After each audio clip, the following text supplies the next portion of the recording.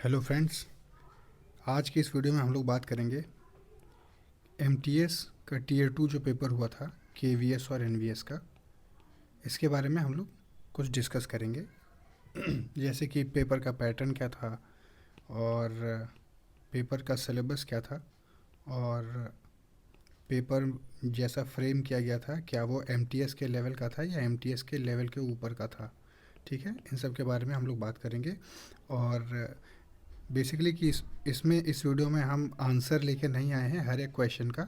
हर एक क्वेश्चन का आंसर आपको नहीं मिलेगा, लेकिन यहाँ पे हम लोग ये देखेंगे कि पेपर का लेवल क्या था और जो एक्सपेक्टेड कट ऑफ क्या रहने वाली है उसके बारे में हम लोग बात करेंगे। ठीक है, और ये सब बेस्ड उस पे होगा जो आप लोग कमेंट सेक्शन में जो आंसर लिखेंगे अपना। ठीक है, कमेंट सेक्शन में आप अपने मार्क्स बताएंगे और ये भी बताइएगा कि क्या आप लोगों को इस सिलेबस के बारे में जानकारी थी पहले से या नहीं थी, है ना। और जो पेपर का लेवल था क्या वो इसी तरह से होना चाहिए था या और कुछ इजी हो सकता था। ठीक है, तो अगर मान लीजिए ये पेपर लगभग जिसमें आपको मालूम है कि 100 मार्क्स का था, जिसमें से 40 मार्क्स जो थे वो डिस्क्रिप्टिव वाले थे और जो 60 थे वो ऑब्जेक्टिव थे। ठीक है, तो एक डिस्क्रिप्टिव और ऑब्जेक्टिव है ना, टोटल 100 मार्क्स थे। तो आप लोगों ये बताइए कि डिस्क्रिप्टिव में आप लोग कितना अटेम्प्ट कर पाए और जो डिस्क्रिप्टिव के बाद जो आप ऑब्जेक्टिव था उसमें आप लोग कितना अटेम्प्ट कर पाए। मतलब डिस्क्रिप्टिव वाला 40 मार्क्स था, टोटल 10 क्वेश्चंस थे उसमें से। ठीक है, वो क्वेश्चंस अभी हम लोग देख लेंगे और जो ऑब्जेक्टिव 60 क्वेश्चन थे वो भी हम लोग देखते हैं।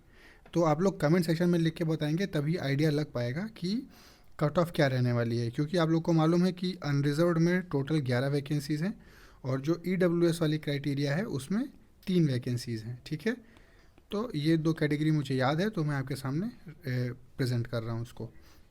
बाकी आप लोग अगर और भी वैकेंसीज मतलब वो देखना चाहते हैं कि इसमें क्या थी तो आप जो है एडवर्टीज़मेंट में जाके देख सकते हैं, वो मैंने पहले वीडियो बना रखी है उसमें आप देख सकते हैं। तो चलिए ये देखिए, ये रहा क्वेश्चन नंबर 1 इसका, है ना। ये study the following table and answer the question, ये सब थे। तो जनरली बताएं तो ये क्वेश्चन हम नहीं कर पाए थे और ये जो सर्किल वाले क्वेश्चंस है इसको करने में दिक्कत हुई थी क्योंकि ये पेपर जो है थोड़ा टफ पैटर्न पे चला गया था। इजी मतलब टाइम टेकिंग क्वेश्चंस थे, इजी नहीं निकल पा रहे थे आंसर, है ना। और ये देखिए, ये जो इक्वेशन बनी है इसका आपको रिज़ल्ट निकालना था तो इसका तो जो आंसर आएगा वो 12 आएगा, ये निकल गया था। और लीस्ट 5 डिजिट नंबर ये वाला नहीं हो पाया, ग्रेटेस्ट 5 डिजिट नंबर नहीं हो पाया। ठीक है, इसमें हमारे ख्याल से जो एसएससी बैकग्राउंड वाले बच्चे होंगे जिनकी मैथ्स और रीजनिंग काफ़ी स्ट्रांग होगी वो इसमें अच्छा स्कोर करेंगे। तो जो भी अगर एसएससी की प्रिपरेशन कर रहा हो या जिन्होंने भी अच्छा स्कोर किया है वो अपना मार्क्स ज़रूर कमेंट सेक्शन में लिखें ताकि कट ऑफ का जो है वो आइडिया लगाया जा सके। ठीक है, तो देखिए ये सिंपल इंटरेस्ट से क्वेश्चन पूछा गया था। ठीक है, और ये कुछ डिग्री और एंगल को लेके था सवाल। पाइप्स एंड सिस्टर्न को लेके क्वेश्चन पूछा गया और वर्क एंड वेजेस कह लीजिए, वर्क एंड वेजेस को लेके सवाल पूछा गया। और इनकम एंड एक्सपेंडिचर वाला जो होता है उसमें अब पूछा गया। देखिए इनकम और एक्सपेंडिचर मेथड से, देखिए इनकम और expenditure when articles A and B are sold for, देखिए प्रॉफिट एंड लॉस से सवाल पूछा गया। ठीक, और यही सेम चीज़ प्रॉफिट एंड लॉस से सवाल। पेरीमीटर एंड रोम्बस, ठीक है, ज्योमेट्री का सवाल। और ये देखिए 16 नंबर, मतलब ये जो रीजनिंग वाले थे ये भी इजीली सॉल्व नहीं हो पा रहे थे, मतलब काफ़ी टाइम टेकिंग सवाल थे। तो ये 16 वाला मेरा गलत हो गया था। ठीक है, इसमें कुछ दूसरा आंसर आएगा, ये नहीं आएगा। ठीक है, और ये 17 वाला ये क्वेश्चन ठीक है, इसका आंसर 12 आएगा। ठीक है, आप चाहे तो मैच कर सकते हैं या सॉल्व किए होंगे तो आपको आइडिया होगा इसका। ठीक है, बाकी ये देखिए डायरेक्शन एंड डिस्टेंस का है बाकी, है ना। तो ये मैथ्स और रीजनिंग वाले शायद आप लोग देख लिए होंगे, हम लोग थोड़ा रीजनिंग उस पर देख लेते हैं जो जीएस वाले क्वेश्चंस पूछे गए थे। ये भी सवाल आपसे हो गया होगा, है ना, सम ऑफ एजेस मैरिड कपल वाला। ठीक है, और ये देखिए रीजनिंग के ये सवाल थे, कुछ क्वेश्चंस इजी थे जो बन गए थे रीजनिंग में। ठीक है, वो आप देख सकते हैं। ये क्वेश्चन भी ये भी इजी था, आउट GACLE करके, तो इसका हम लोग अगर निकालेंगे तो क्या बनेगा, कैटलॉग बनेगा। ठीक है, कैट LOGUE कैटलॉग। ठीक, फिर देखिए अगला सवाल। अच्छा हाँ, ये जीएस में अगर आप आएँ मतलब 24 नंबर से जो होगा वो जीएस का पोर्शन शुरू हो जाता है। ठीक है, तो choose the odd one out, तो ऑड में देखिए मॉनिटर, प्रिंटर, एलईडी, कीबोर्ड है, तो मॉनिटर आउटपुट है, प्रिंटर आउटपुट है, एलईडी आउटपुट है, तो कीबोर्ड इनपुट डिवाइस हो जाएगा। ठीक है, बाकी एक रीजनिंग वाला ये सवाल था, ये डेज़ को लेके था, ये सॉल्व नहीं हो पाया था। और ये रीजनिंग वाला काफ़ी कोशिश करने के बाद भी अल्फ़ा न्यूमेरिक सीरीज़ ये सॉल्व नहीं हो पाई थी। ठीक है, और ये जो ग्रुप थे नंबर के, ये भी सॉल्व नहीं हो पाया। ठीक है, क्या लॉजिक लगा है इसमें कोई आइडिया नहीं लग पाया। फिर कोर्ट, जैसे कि ये था, अब इसको अगर आप निकालेंगे तो क्वेश्चन नंबर 28 का आंसर आपको 39A 38 मिलेगा। ठीक है, तो इसमें जो बेटर स्कोर जो किया होगा वो जीएस में स्कोर हो पाया है, और जो डिस्क्रिप्टिव वाले कुछ क्वेश्चंस थे उनमें हो पाया है। डिस्क्रिप्टिव में लगभग 3 क्वेश्चन सॉल्व हो पाए थे जो जीएस रिलेटेड थे, अभी हम दिखा देते हैं आपको। फिलहाल चलिए जीएस वाला देख लीजिए, रैंकिंग था नहीं हो पाया था, क्लॉक वाला ये तो हो गया था, लगभग 3:15 इसका निकल के आएगा आंसर। अब starch is a type of carbohydrate, ये भी सही है, कनाडा ओटावा हो जाता है उसका कैपिटल। अब Sachin Tendulkar scored in one day international, कितना सेंचुरी इन्होंने स्कोर किया है इसका आइडिया नहीं था तो नहीं लगाया हमने। इंडियन काउंसिल्स एक्ट ऑफ 1909 में मॉर्लेमेंटो रिफॉर्म्स आ जाएंगे। India became the first country to reach the south pole of the moon through which, किससे, चंद्रयान 3 से, है ना, ये सवाल हो जाएगा। और कुछ नेशनल कैलेंडर हम लोग ग्रिगोरियन के साथ में साक कैलेंडर को फॉलो करते हैं। और शुभांशु शुक्ला को कौन सा मेडल दिया गया था, अशोक चक्र दिया गया था। ठीक है, और जो सवाल देखिए, प्रधानमंत्री श्रम योगी मानधन योजना का जो आंसर होगा ये पहला वाला होगा, should be in the age bracket of 18 to 40 years, और मंथली इनकम जो होनी चाहिए वो 15,000 या उससे कम होनी चाहिए। ठीक है, अब बाकी ये देखिए, ये जीएस से अच्छा सवाल पूछा गया था, ground water can be called as geomorphic agent. और orogeny is a continent building, नहीं, ओरोजेनी जो होता है वो माउंटेन बिल्डिंग प्रोसेस होता है। ठीक है, ये वाला गलत है, देखिए ओरोजेनी माउंटेन होता है, एपिरोजेनी कॉन्टिनेंट बिल्डिंग प्रोसेस होता है।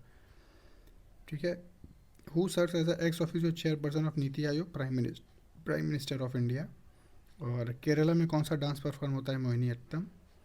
और अन्ना मनी कौन है, मतलब वो वेदर वुमेन ऑफ इंडिया से नाम से जानी जाती हैं वो। ठीक है, आप इसमें देखिए, विच of the following is the farthest planet, क्या है जो सबसे दूर है, वो सैटर्न है, जो हम लोग बिना किसी चीज़ को यूज़ किए हुए उनको उसको देख सकते हैं। अच्छा, WHO ने किसको एलिमिनेट किया है, इसका आंसर होगा ट्रैकोमा। हमने जापानीज इंसेफेलाइटिस मार दिया, ये आंसर गलत हो जाएगा। ठीक है, इसका जो राइट आंसर है वो ट्रैकोमा होगा।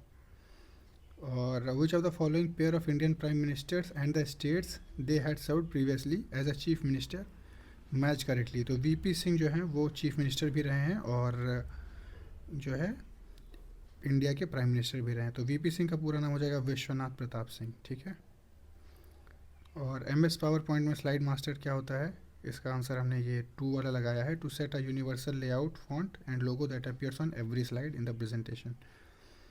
अब बाकी देखिए, university campus, central server, kilometre, इसमें लोकल एरिया नेटवर्क। ठीक है, तो सवाल देख लेते हैं, फिर हम लोग कट ऑफ के बारे में अभी डिस्कस कर लेते हैं। तो the most use technology short range direct wireless communication का ब्लूटूथ हो जाता है। इनपुट डिवाइस में आपको बारकोड स्कैनर मिलेगा, बाकी ये तीनों क्या हो जाएंगे, आउटपुट डिवाइस। और इसका जो करेक्ट असेंडिंग ऑर्डर होगा वो होता है मेगाबाइट, गीगाबाइट, है ना, MB, GB, TB और पीटाबाइट, है ना। तो इसको अगर याद करेंगे तो आ जाएगा बिट, निबल, बाइट होता है ना, फिर KB, MB, GB, पीटा, एक्सा, जीटा, योटा, ब्रोंटा एंड जियोप, ये उसका क्रोनोलॉजी है। फंडामेंटल सीक्वेंस ऑफ ऑपरेशन क्या होता है, इनपुट प्रोसेस आउटपुट होता है। ठीक है, को पायलट किसका है, को पायलट माइक्रोसॉफ्ट का है। लेटर U होता है USB में यूनिवर्सल सीरियल बस होता है। और Priyam has a file name report.ods, ODS किस में यूज़ किया जाता है, लिब्रे ऑफिस कैल्क होता है। ठीक है, इसमें यूज़ किया जाता है ये एक्सटेंशन। और primary technical difference between computer virus और वॉर में क्या डिफरेंस है, वो ये वाला है। ठीक है, यह पढ़ लीजिए। फिर आगे देखिए क्या है, अच्छा, user uploads a photo to Instagram and tags their location, तो क्या वो एक्टिव डिजिटल फुटप्रिंट है। और Google Drive which is primarily difference between restricted and anyone with the link में आप 3 ऑप्शन मार्क करिए। Restricted only allows specific people added by email to access the file. और web browser what is the specific function of bookmark, bookmark का function क्या होता है, it saves URL of a web page to a list for quick access in future के लिए होता है। ठीक है, तो ये जीएस के सवाल, विच of the following web browsers is fully open source, कौन सा है, वो मोजिला फायरफॉक्स है। और सेलेक्ट ऑल, तो ये सारी चीज़ें तो सबकी सही होंगी, Ctrl+A का यूज़ करते हैं। तो ये देखिए, ये जो 60 क्वेश्चन थे ये जीएस के थे, ठीक है। और जीएस में मुझे लगता है जो जनरल, क्योंकि इसमें 24 से आगे चलेंगे तो आपको जो है जीएस से सवाल देखने को मिले थे, ठीक है। तो लगभग आपको 30 क्वेश्चन आपको जीएस से देखने को मिले। तो इसमें मुझे लगता है कि जनरली जो कैंडिडेट का स्कोर जो होगा वो 35 to 36 होगा, ठीक है। आप कमेंट सेक्शन में लिख के बताइए। अब यहाँ पे आपकी ज़रूरत है, आपके कमेंट की ज़रूरत है कि आपने कितना मार्क्स स्कोर किया है, ताकि प्रॉपर गेस लगाया जा सके। क्योंकि पेपर जो था वो ये पहली बार हुआ था, किसी को पेपर पैटर्न का आइडिया नहीं था, है ना। डिस्क्रिप्टिव कैसा पूछा जाएगा इसका भी आइडिया नहीं था। और जो मैथ्स और रीजनिंग के सवाल पूछे जाएंगे वो इतना टाइप 2 और टाइप 3 के पूछे जाएंगे, ये भी आइडिया नहीं था। तो आप लोग कृपया करके कमेंट में लिख के बताएं कि आप लोग कितना स्कोर कर पा रहे हैं, है ना। कितना स्कोर आप ऐसे लिखिएगा कि ऑब्जेक्टिव में आपके कितने स्कोर हैं और डिस्क्रिप्टिव में आपके कितने स्कोर हैं, ठीक है। फिर नीचे टोटल लिख दीजिएगा, ठीक है, ताकि अब जब थोड़ा डेटा ज़्यादा होगा तो हम आप लोग जो है प्रॉपर गेस कर पाएंगे कि कट ऑफ क्या रह सकती है, ठीक है। अभी अभी से बात करना ठीक नहीं होगा कि क्या मतलब कितना एक्सपेक्टेड स्कोर है या क्या कट ऑफ है। फिर भी अगर देखा जाए तो जनरली जो कट ऑफ रहनी चाहिए वो 45 से 55 के बीच में होनी चाहिए, है ना, आउट ऑफ 100, ठीक है। क्योंकि पेपर पैटर्न काफ़ी डिफ़िकल्ट था, इतना पैटर्न किसी को आइडिया नहीं था, ठीक है। और जो एसएससी वाले जो कैंडिडेट्स हैं वो भी अपना प्रॉपर रिव्यू बताइए कि आप लोग कितना क्वेश्चन कर पाए, कैसे कर पाए, ठीक है। बाकी जो डिस्क्रिप्टिव वाले क्वेश्चन है ये भी देख लीजिए, मैथ से सवाल थे। ट्रेन रनिंग है ना, ये 75 पढ़ लीजिए, पॉज करके आप पढ़ सकते हैं। क्वेश्चन नंबर 3 देख लीजिए, ये भी था। और 4 ये रहा। ये डिस्क्रिप्टिव क्वेश्चन थे, 10 सवाल पूछे गए थे। 10 सवाल मतलब टोटल 40 नंबर के, मतलब एक क्वेश्चन जो था वो 4 मार्क्स का था, ठीक है। तो ये रहा। अभी अच्छा, इसमें जो क्वेश्चंस कर मिला है वो भी आपको दिखा देते हैं। एक तो ये वाला क्वेश्चंस कर मिला था जो सीटिंग अरेंजमेंट से था, ये हो क्वेश्चन सॉल्व हो गया था। इजीली नहीं कहेंगे, इसमें भी लॉजिक काफ़ी लगा था तब जाके सॉल्व हुआ था। बाकी रामसर कन्वेंशन किस लिए यूज़ होता है, क्या प्रोटेक्ट करता है wetland of national and international importance. और जो साइट्स था ये नहीं मालूम था तो इसको हमने छोड़ दिया। बाकी कहाँ पे है, वो ईरान में है, रामसर। और name the composer of national song कौन है, बंकिम चंद्र चटर्जी। और वो नेशनल सॉन्ग है कौन सा, वंदे मातरम। और किस में मिलता है वो, आनंद मठ है उसमें मिलता है। अब सीवी रमन को कौन सा प्राइज़ मिला है, और मदर टेरेसा को पीस प्राइज़ मिला है। और सीवी रमन को फिज़िक्स में नोबेल प्राइज़ मिला है, ठीक है। ये रहा। बाकी फिर कंप्यूटर से रिलेटेड क्वेश्चन थे, ये थोड़ा काफ़ी डिटेल में हो गया था तो इसको सॉल्व नहीं कर मिला था, और ब्लैंक ही छोड़ना पड़ा था, है ना। कुछ आइडिया नहीं लग पा रहा था कि इसको क्या लिखा जाए इसमें, ठीक है। ये रहा। तो ये डिस्क्रिप्टिव के क्वेश्चन भी आपने देख लिए, 10 क्वेश्चन आपने डिस्क्रिप्टिव के देख लिए 40 नंबर के, और आपने 60 क्वेश्चन ऑब्जेक्टिव वाले देख लिए, ठीक है। तो अब आप ज़रा कमेंट सेक्शन में लिख के बताइए कि आपका स्कोर क्या है, उसी के हिसाब से एक्सपेक्टेड कट ऑफ क्या रहने वाली है, हम लोग उसके बारे में बात करेंगे, ठीक है। चलिए, थैंक यू वेरी मच। आज ये काफ़ी दिन बाद ये वीडियो बनाया है क्योंकि हम लोगों को ज़रूरत है कि एक प्रॉपर जो है आइडिया लग सके कि केवीएस और एनवीएस में जो एमटीएस का पेपर है वो कैसे रहेगा। अच्छा, और ये आगे वाले बच्चों के लिए भी फ़ायदेमंद होगा जो अगली बार जो नेक्स्ट नोटिफिकेशन में जो अप्लाई करेंगे उनके लिए हेल्पफुल होगा। ये सारे पेपर आप देख लीजिए, है ना, इन्हीं क्वेश्चंस को इसी तरह से प्रिपेयर करिए, ठीक है। और जो कोई भी डाउट होता है वो कमेंट सेक्शन में ज़रूर लिख के बताइएगा, ठीक है। Thank you very much.